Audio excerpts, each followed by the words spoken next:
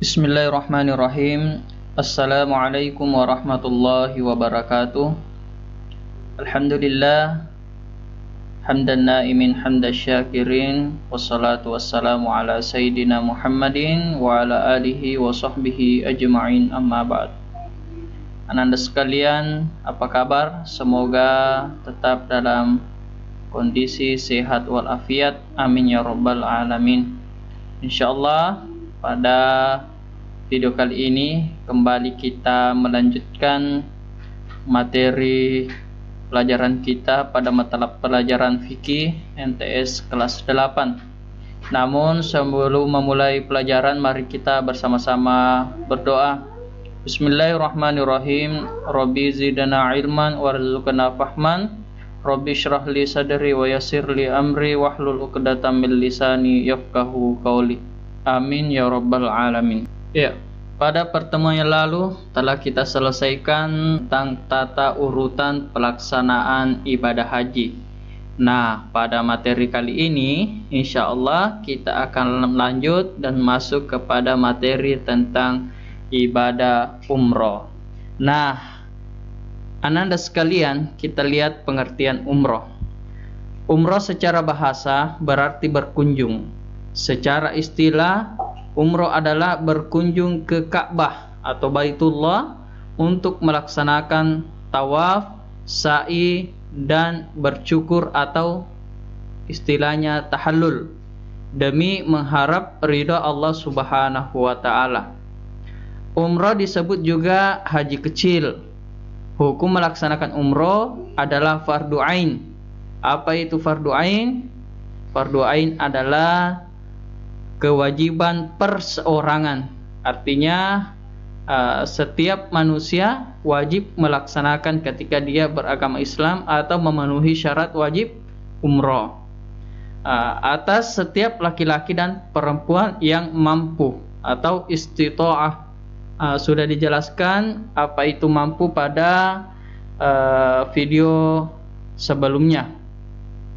Adapun umroh kedua dan ketiga dan seterusnya hukumnya sunnah. Jadi ananda sekalian, yang diwajibkan umroh itu hanya satu kali, hukumnya fardu ain. Kalau melaksanakan sampai 2 kali, 3 kali dan seterusnya itu hukumnya sunnah. Ya, itulah terkait dengan pengertian umroh. Nah, tahukah ananda sekalian bahwa umroh itu terbagi 2. Ada namanya umroh wajib dan ada namanya umroh sunnah. Kapan dikatakan umroh wajib dan kapan dikatakan umroh sunnah? Kita lihat yang pertama bahwa umroh wajib yaitu umroh yang dilaksanakan dalam rangkaian ibadah haji dan dilaksanakan pada batas waktu haji. Jadi umroh wajib ini yang pertama itu yang serangkaian dengan ibadah haji. Jadi intinya bahwa umroh ini harus dilaksanakan pada bulan haji, tidak boleh dilaksanakan di luar bulan haji. Yang kedua, ada juga umroh wajib karena nazar, karena janji. Seseorang telah berjanji bahwa misalnya ketika saya mendapatkan seperti ini maka saya akan melaksanakan umroh. Maka ketika yang dicita-citakan atau yang disebut-sebut itu benar telah tercapai, maka wajib hukumnya dia harus melaksanakan umroh. Itulah umroh wajib. Sementara umroh sunnah yaitu umroh yang dilaksanakan sewaktu-waktu atau kapan saja di luar batas waktu haji atau bulan-bulan haji. Jadi namanya juga umroh sunnah, tidak ada mikat zamannya, tidak ada kapan batas waktunya. Kapan-kapan saja boleh, di bulan Ramadan, ya, Muharram, Safar, Rabiul Awal, Rabiul Akhir dan seterusnya. Beda dengan umroh wajib tadi, harus dilaksanakan pada bulan haji. Itulah ananda sekalian jenis umrah ya. Umrah wajib dan umrah sunnah. Nah, sekarang kita melihat poin yang pertama adalah syarat wajib umrah. Syarat wajib umrah itu sama dengan syarat wajib haji. Itu ada 5. Yang pertama Islam, kemudian dia harus balik, berakal sehat, merdeka, serta istita'ah atau mampu. Kemudian rukun umrah. Rukun umrah sudah ada perbedaan dengan rukun haji. Kalau rukun haji yang kita pelajari kemarin itu ada 6, sementara umrah hanya 5. Kita lihat rukun umrah yang pertama adalah ihram disertai dengan niat. Yang kedua tawaf, yang ketiga sa'i, dan keempat tahallul, serta yang kelima tartib. Nah, apa yang hilang, apa yang tidak ada di rukun umrah sementara ada di rukun haji?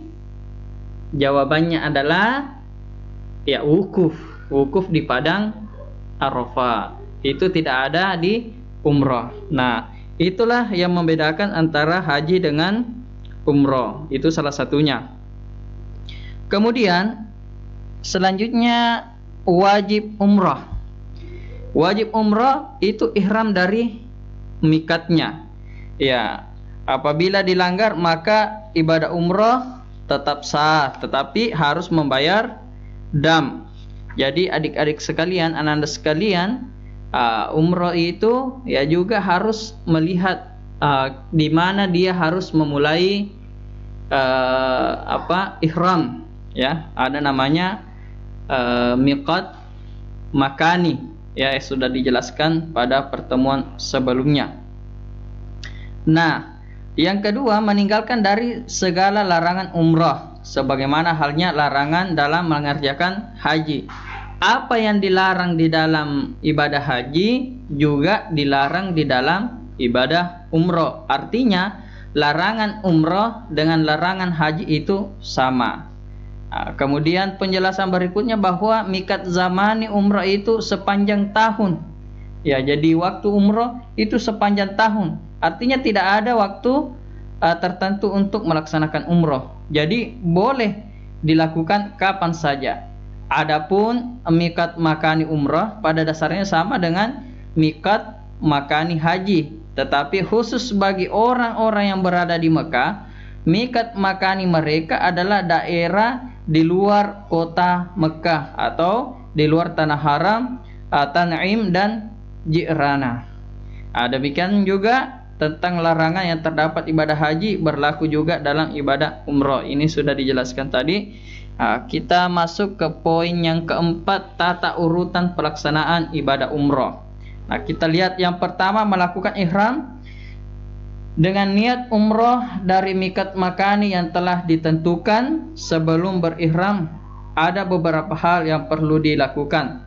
Ini anak-anak sekalian, sebelum kita memakai pakaian ihram yang putih itu dan berniat, ada beberapa hal yang perlu kita lakukan supaya selama ihram kita bisa terhindar dari hal-hal larangan haji maupun umrah. Apa saja yang harus kita lakukan? Pertama, memotong kuku, mencukur kumis, mencabut bulu ketiak, mandi, menyisir rambut dan merapikan jenggot. Itu yang pertama. Yang kedua, memakai wangi-wangian. Sebelum wangi-wangian itu dilarang. Yang ketiga, mengganti pakaian biasa dengan pakaian ihram. Kemudian mengerjakan sholat sunnah 2 rakaat. Setelah melakukan hal-hal tersebut di atas, barulah memulai mengucapkan niat. Niatnya adalah nawaitul umrata wa ahramtu bihallahi ta'ala labbaik Allahumma labbaik labbaik la syarika laka labbaik innal hamda wan ni'mata laka wal mulk la syarika lak. Atau paling pendeknya adalah labbaik Allahumma umrah. Itulah niat daripada umrah. Setelah itu masuk ke Masjidil Haram untuk melaksanakan tawaf sebanyak 7 kali putaran. Ini sudah dijelaskan, yakni dimulai dari sudut Hajar Aswad dan berakhir di sana pula.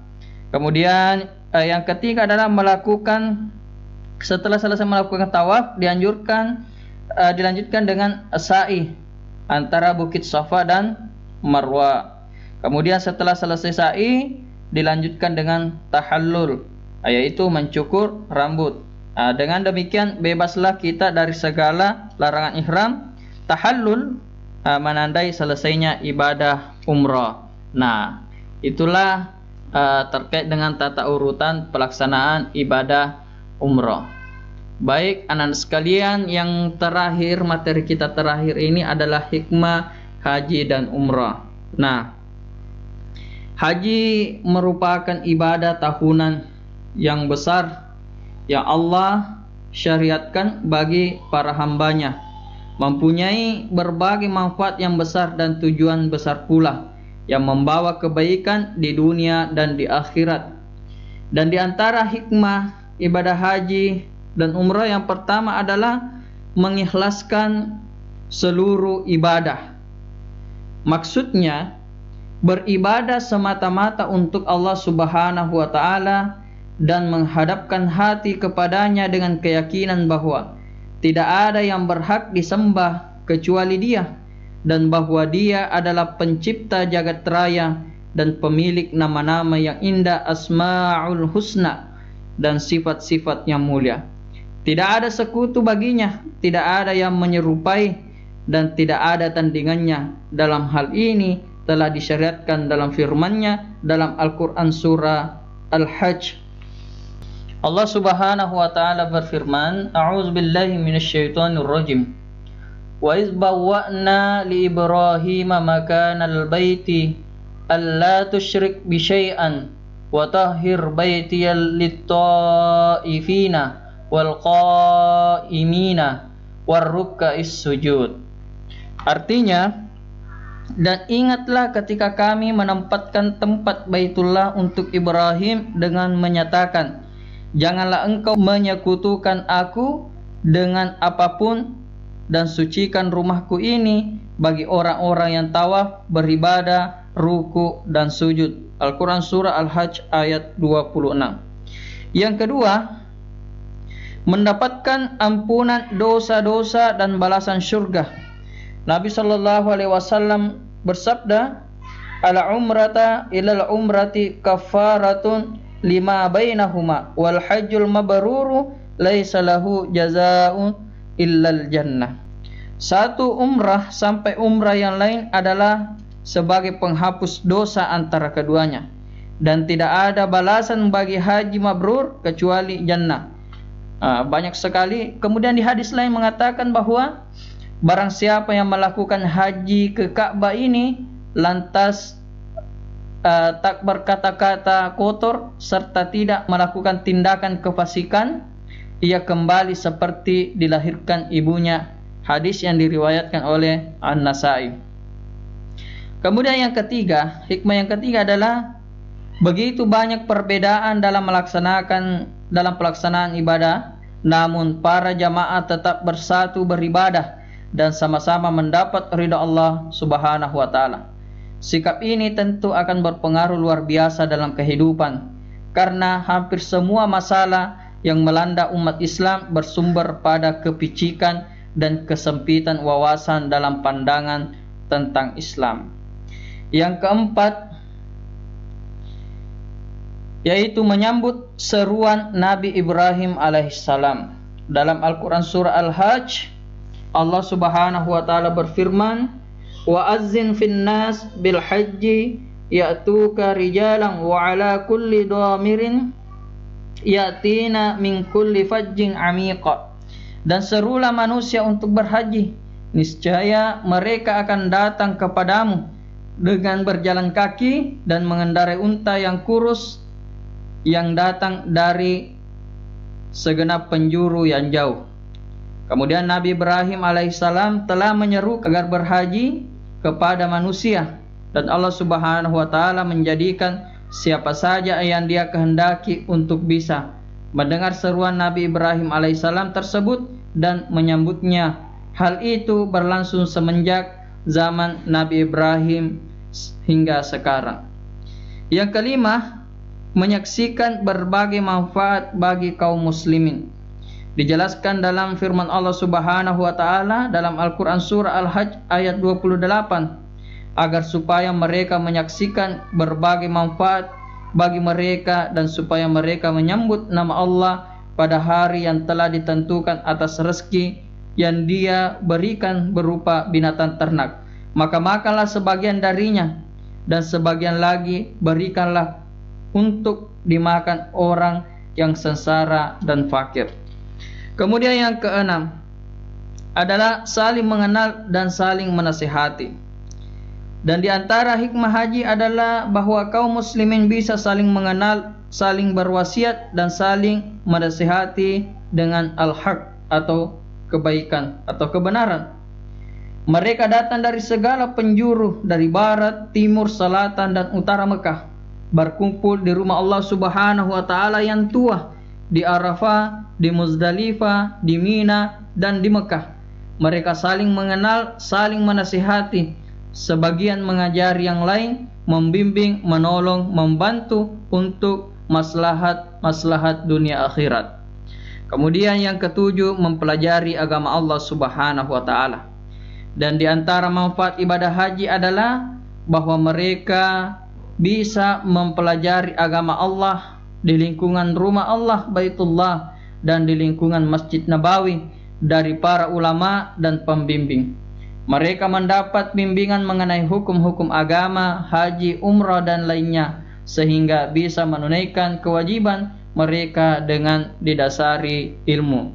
Karena anak-anak sekalian, orang yang melaksanakan ibadah itu akan sangat jauh perbedaannya antara orang yang berilmu dengan orang yang tidak memiliki ilmu.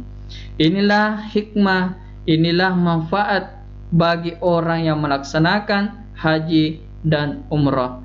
Tentu lagi-lagi kita semua sangat berharap suatu saat nanti kita diberikan oleh Allah kesempatan, kesehatan, kekuatan, serta kemampuan istita'ah untuk melaksanakan ibadah haji dan umrah.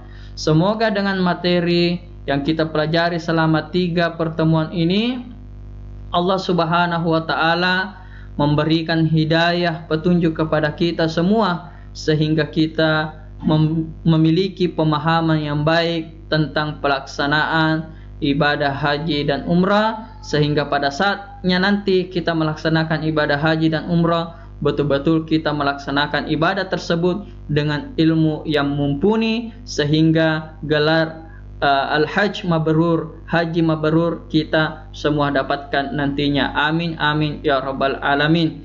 Saya kira materi tentang ibadah haji dan umrah telah saya sampaikan. Semoga bermanfaat dan berberkah buat kita semua.